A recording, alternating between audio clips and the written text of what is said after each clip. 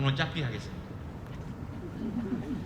오늘 복음에 대한 저의 성찰 아주 간단하게 나누고, 오늘 우리가 야임사 왔으니까 이 내추에 대한 이야기를 잠깐 나눌 겁니다. 우리가 방금 드린 혼인잔치의 비유, 혼인잔치 하면 하객들이 많아야 되잖아요. 그러잖아요.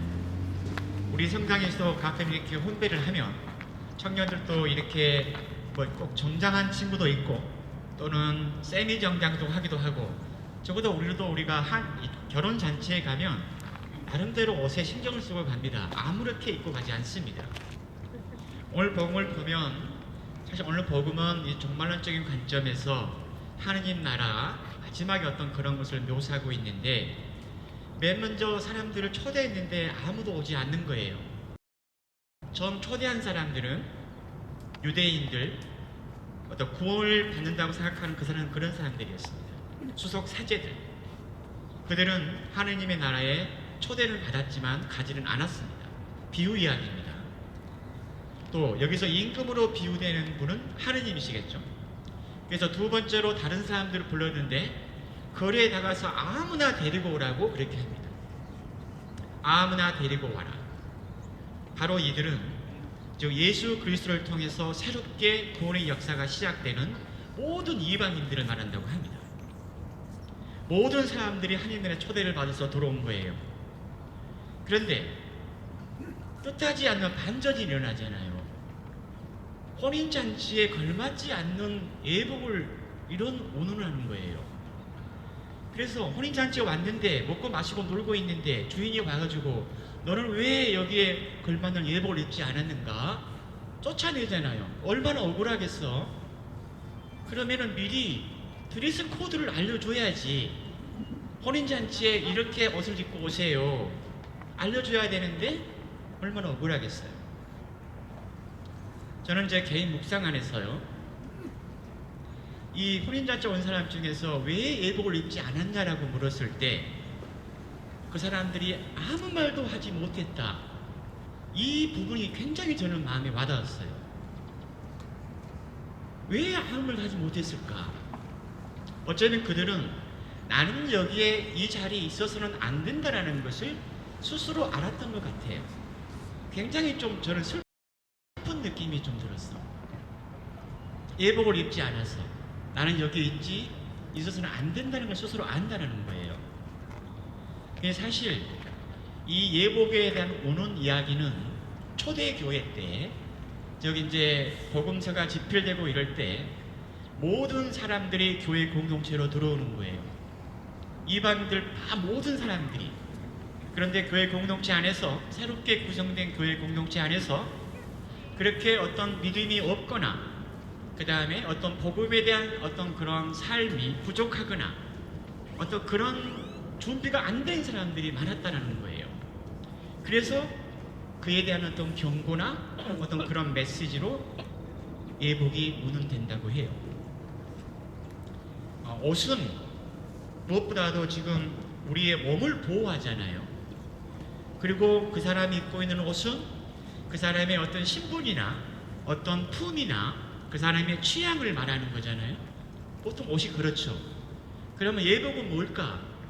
구약 성서에서는 보면 영광의 옷, 구원의 옷 이런 표현들이 있어요. 그런데 신약 성서의 로마서를 보면 바울가 그런 말을 해요. 그리스도의 갑옷을 입으라고, 빛의 갑옷을 입으십시오. 그리고 그리스도의 옷을 입으십시오. 이런 표현이 나와요. 다르게 말하면 그리스도라는 옷을 입는 사람만이 바로 그 혼인 예식에 예복을 입는 걸로 이해가 되는 거예요. 그리스도라는 옷, 이게 뭘까? 어쩌면 복음적인 삶을 살았던 삶, 이거겠죠. 예수님을 따르는 제자들로서 어떤 복음적인 삶을 살아가고 어떤 하나님께 대한 믿음, 또 이웃 사랑을 실천하고 어떤 그러한 삶들이 그리스도라는 옷이 아닌가? 그런 생각이 드는 거예요. 오늘 저희들의 야외 미사를 하는데 자연이 영어로 뭔가요? Brand, what's the 자연 in English? Nature. That's right. 클라라는 내 질문이 너무 가당차는지 무슨 그런 걸 질문이라고 하고 있냐라고. 자연이 영어로 네이처잖아요. 인간의 본성이 영어로 뭐예요? 네이처예요. 저는 몇 년 전에 숲 공부를 하면서 그게 굉장히 크게 와닿았어요. 제가 이 단어를 중학교 때 배웠던 것 같은데, 이 자연으로서의 네이처와 우리 인간의 본성으로서의 네이처를 한 번도 연결해 본 적이 없어요.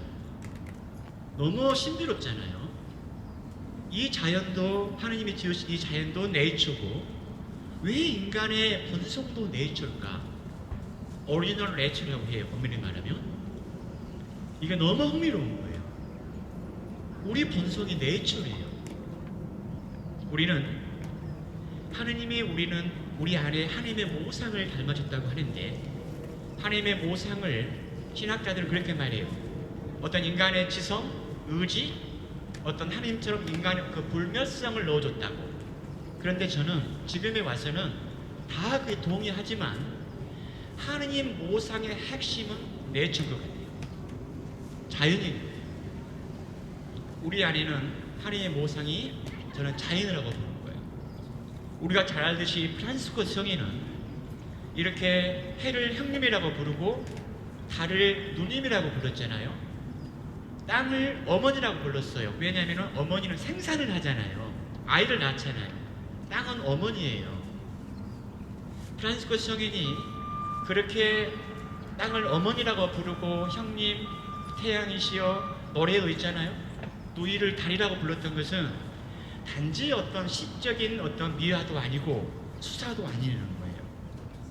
프란시스코 성인은요, 자기 내면 안에서 자기가 보고 있는 태양이나 달이나 뭐 나무나 이 모든 것들이 하느님이 창조하셨고, 그 다음에 하느님이 창조한 모든 자연물들이 기원이 나와 똑같다고 생각을 한 거예요. 그러니까 굉장히 인격적인 개념으로서 그들을 형이라고 부르고 누이라고 부르고 어머니라고 부르는 거예요. 저는 이 말에 100% 동의를 해요. 우리 인간의 본성은 단지 어떤 추상적인 그런 것이 아니라 우리 자연에 있다고 저는 생각을 하는 거예요. 지금 우리가 자연에 와 있는데 좀 마음이 편한가요? 숲에 들어가면 기분이 좋아지잖아요. 왜 그러겠어요? 지금 굉장히 기분 나쁜 사람 있나요?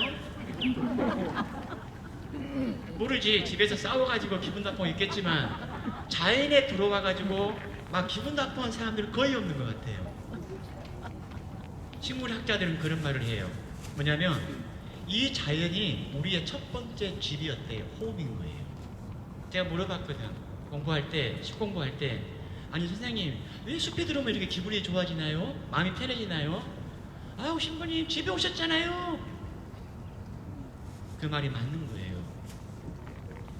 저는 이런 생각을 했어요. 지금 미사를 드리는데 여기에 지금 소나무도 있고요, 저쪽에는 유칼립투스예요.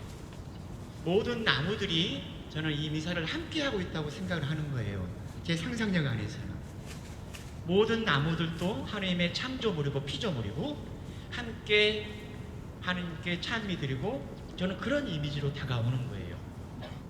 아무튼 저희들은 오늘 야외 미사예요. 단지 어떤 장소를 옮겼다는 의미보다도 하느님이 만드신 이 자연 안에서 모든 피조물과 함께 우리는 하느님을 찬미하고 미사드리고 그렇게 하루를 좀 보낼 겁니다. 즐거운 시간 보내고, 물론 오늘 보면 혼인잔치에 무슨 살진 뭐 고기가 나고 그랬는데 사모님님 오늘 살진 고기 준비하셨습니까? 준비 못했다고? 맛있는 도시락, 샌드위치 준비했단 말이에요. 아무튼 오늘 하느님 안에서 또 형제들 자매 관계 안에서 좋고 즐거운 시간 함께 했으면 좋겠습니다.